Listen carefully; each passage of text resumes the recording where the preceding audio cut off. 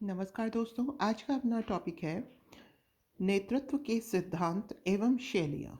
देखिए, नेतृत्व किसी संगठन के सफलतापूर्वक काम करने और इसके लक्ष्यों और उद्देश्यों को प्राप्त करने के लिए आवश्यक है। देखिए, संगठन किसी कैसा भी संगठन हो, उसके कुछ लक्ष्य और उद्देश्य होंगे दोस्तों। तो उन लक्ष्य और उद्देश्यों को प्राप्त करने के लिए एक नेतृत्व चाहिए ही चाहिए। ठीक है। तो नेतृत्व उसी को ही कहते हैं, किसी संगठन के सफलतापूर्वक काम करने और इसके लक्ष्य और उद्देश्यों को प्राप्त करने के लिए जो नेतृत्व है यह आवश्यक है। अब कीथ डेविस हैं, हम इनकी डेफिनेशन देखते हैं जरा। बिना नेतृत्व के कोई भी संगठन महज मनुष्यों और यंत्रों की एक भीड़ है। क्या कहा कीथ डेविस ने कि बिना नेतृत्व के कोई भी संगठन संगठन कैसा हो सकता है? मान लीजिए कोई स्कूल कॉलेज है, ठीक है, तो ये संगठन कैसा हुआ? ये मनुष्यों का संगठन हुआ। कोई फैक्ट्री है, किसी चीज़ का प्रोडक्शन हो रहा है, तो वो मनुष्य और मशीन का संगठन हुआ। तो कीथ डेविस ने ये कहा कि बिना नेतृत्व के कोई भी संगठन महज मनुष्य और यंत्रों की एक भीड़ है और कुछ नहीं। टेरी का कथन देखते हैं। टेरी ने कहा, नेतृत्व ऐच्छिक रूप से परस्पर उद्देश्यों की पूर्ति के लिए संघर्ष हेतु लोगों को प्रभावित करने की गतिविधि है। मतलब ऐच्छिक रूप से अपने परस्पर उद्देश्यों की पूर्ति के लिए संघर्ष हेतु, ठीक है, परस्पर उद्देश्यों की पूर्ति के लिए संघर्ष हेतु लोगों को प्रभावित करने की गतिविधि है। मतलब कि आपने संगठन का कोई लक्ष्य प्राप्त करने के लिए, ठीक है ना, तो उसमें क्या किया है, छोटे छोटे उद्देश्य दे रखे हैं सब लोगों को। तो परस्पर उन उद्देश्यों की पूर्ति के लिए संघर्ष हेतु लोगों को प्रभावित करने की गतिविधि है। अब अपन बात करते हैं दोस्तों नेतृत्व की शैलियाँ। तो देखिए, अधीनस्थों के पर्यवेक्षण के दौरान नेता द्वारा प्रदर्शित व्यवहार नेतृत्व शैली कहलाता है। समझ में आया क्या कहा है यहाँ? अधीनस्थों का पर्यवेक्षण करना है। जो भी नेता है, हम नेतृत्व की बात कर रहे हैं, तो इसमें क्या है, जो अधीनस्थ हैं, जो सबॉर्डिनेट्स हैं, उनका सुपरविजन करना है, हमें पर्यवेक्षण करना है। तो इसके लिए जो भी नेता है, जो नेतृत्व कर रहा है, वो जो भी व्यवहार प्रदर्शित करता है, वो दोस्तों नेतृत्व की शैली कहलाती है। अब हम देखते हैं कितने प्रकार की शैलियाँ होती हैं। पहली है निरंकुश शैली। इसे प्रभुत्वपूर्ण शैली भी कहते हैं। ये है लीडर, ये है इसके सबॉर्डिनेट्स। इसमें क्या है दोस्तों, जो सारा पावर है ये लीडर के पास होती है। तो इसमें संपूर्ण प्राधिकार नेता में निहित होता है। नीतियां तय करना, पूर्ण आज्ञाकारिता की मांग कौन करता है? लीडर करता है। ये सबॉर्डिनेट से पूर्ण आज्ञाकारिता की भी मांग करता है कि वो पूर्ण रूप से आज्ञाकारी हो। पुरस्कार या सजा देने का हक भी किसके पास है? लीडर के पास। तो यह है दोस्तों निरंकुश शैली या प्रभुत्वपूर्ण शैली। नेक्स्ट है जनतांत्रिक शैली या भागीदारी शैली। तो इसमें ये आपका लीडर है, ये सबॉर्डिनेट्स हैं।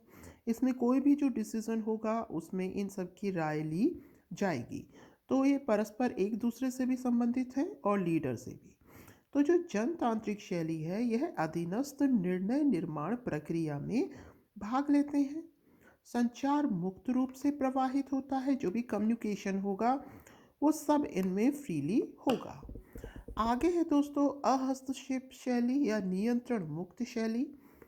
इसमें अधीनस्थों को पूर्ण स्वतंत्रता प्राप्त होती है। लक्ष्य तय करने व प्राप्त करने की अनुमति भी उनको प्राप्त होती है। मतलब इन्हें पूर्ण स्वतंत्रता, ये अपने अकॉर्डिंग लक्ष्य तय कर सकते हैं। मतलब उनको कोई भी टारगेट दे दिया गया, उसके बाद में जो उसको पूरा करने हेतु जो और लक्ष्य निर्धारित करने होंगे वो ये लोग इजीली कर सकते हैं। नेता की न्यूनतम भागीदारी के साथ व्यक्तिगत इनके निर्णय होते हैं। तो ये देखिए कोई डायरेक्ट कंट्रोल नहीं है, बस इंटरेक्शन है। ठीक है ना। अब आगे चलते हैं दोस्तों। आगे है नेता के कार्य। तो सदस्यों को सांगठनिक उद्देश्य देना, सदस्यों के बीच विवाद में निर्णायक की भूमिका निभाना। तो संगठन के जो भी उद्देश्य है वो कौन देगा? नेता देगा। और मान लीजिए कि संगठन के जो भी सदस्य हैं उनके बीच में यदि कोई विवाद हो जाता है तो निर्णायक की भूमिका दोस्तों कौन निभाएगा? नेता ही निभाएगा, जो नेतृत्व प्रदान कर रहा है। अधीनस्थों को सक्रिय बनाए रखना, ये काम भी किसका है? नेता का ही है, कि वो सभी अधीनस्थों को सक्रिय बनाए रखेगा। संगठन के लक्ष्यों की प्राप्ति हेतु अधीनस्थों को प्रेरित रखना, तो ये जो सबॉर्डिनेट्स हैं उनको मोटिवेटेड भी रखता है, जिससे कि वे संगठन के लक्ष्यों को प्राप्त कर सके। आगे है साधनों का कुशलतम प्रयोग। जो भी साधन है लक्ष्य प्राप्ति हेतु, उनका सही तरीके से उपयोग कैसे किया जाए, ये भी कौन डिसाइड करता है दोस्तों? लीडर डिसाइड करता है। आगे है सामूहिक गतिविधियां निर्देशित करना, मतलब जितने भी लोग हैं उनकी गतिविधियां कैसी होंगी जिससे कि लक्ष्य केंद्रित व्यवहार हो, ये भी दोस्तों कौन डिसाइड करता है? लीडर करता है। तो सामूहिक गतिविधियां निर्देशित करने का कार्य भी किसका है? लीडर का है। संगठन के प्रतीक के रूप में काम करना, तो ये संगठन का एक तरीके से प्रतीक है, क्योंकि यही क्या कराएगा? जो भी लक्ष्य प्राप्ति है उसमें मेन रोल लीडर का ही होगा। तो एक बार दोबारा इस पर नज़र मार लेते हैं।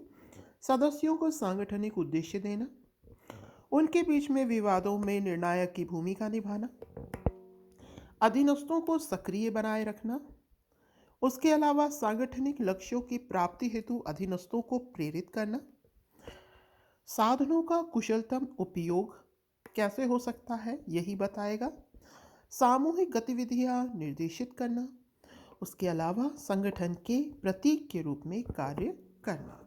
तो ये दोस्तों नेता के हमने कार्य देखे। आगे है इसके गुण। नेता के क्या गुण होने चाहिए? सबसे पहला है दोस्तों व्यक्तित्व। यह इसका जो व्यक्तित्व है नेता का, वो कैसा होना चाहिए? स्ट्रॉन्ग होना चाहिए। मतलब कि ये नहीं कि ये बात बात में बदल जाए।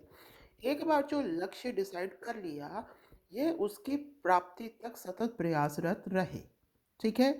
और जो भी ये फैसला ले उसमें कोई भी त्रुटि होने पर ये रिस्पॉन्सिबल हो। मतलब जो इसका व्यक्तित्व है ये कैसा होना चाहिए? स्ट्रॉन्ग होना चाहिए। उसके अलावा निर्णय क्षमता स्ट्रॉन्ग होनी चाहिए। एक बार जो निर्णय ले लिया फिर उसे नहीं बदलना। निर्णय लेने हेतु सभी पक्षों को ध्यान में रखना चाहिए कि जो लक्ष्य है उनकी भी प्राप्ति हो, और साथ में जो सबॉर्डिनेट हैं उनको भी किसी बात की प्रॉब्लम ना हो।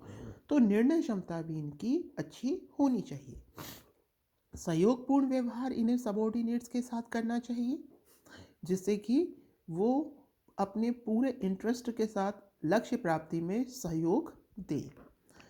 अच्छा श्रोता होना चाहिए। मेनली जो लीडर्स होते हैं वो ज़्यादा बोलना ही जानते हैं, वो सबॉर्डिनेट्स की प्रॉब्लम सुनना नहीं चाहते हैं।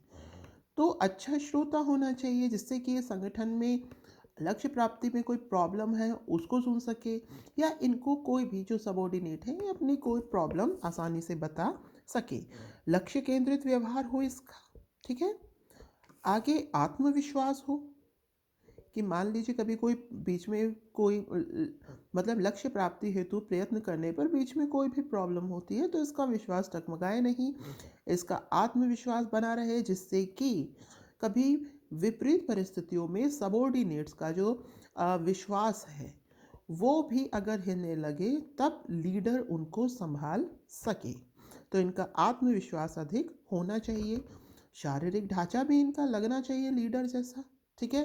तो जो फिजिकल पर्सनालिटी है ये भी इम्पोर्टेंट है लीडर के लिए। ठीक है दोस्तों। आगे हम बात करते हैं इसके सिद्धांतों की, जो लीडरशिप है इसके सिद्धांतों की। तो पहला है, इस सिद्धांत को उपागम भी कहा गया है, विशेषता उपागम या महामानव सिद्धांत। यह क्या कहता है कि व्यक्ति विशेषताओं की वजह से नेता बनता है। मतलब किसी में अभी हमने जो गुण देखे थे कि व्यक्तित्व हो, लक्ष्य केंद्रित व्यवहार हो, निर्णय क्षमता हो, आत्मविश्वास हो, सहयोगपूर्ण व्यवहार, शारीरिक ढांचा, अच्छा श्रोता, मतलब जिसमें ये सारे लक्षण होंगे वो नेता बन सकता है। और ये जो नेचर है इसमें से कुछ तो शिक्षण और अनुभव से अर्जित किए जा सकते हैं। इसका इसका सपोर्ट इसके पक्ष में कौन थे? चेस्टर बर्नार्ड, टीड, मिलेट और एप्पलवी।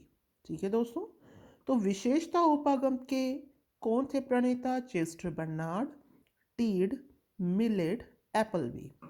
इसके आगे दूसरा सिद्धांत आता है व्यवहारवादी उपागम। यह कहता है कि नेतृत्व के कार्य व शैलियों से संबंधित होता है नेता का व्यवहार।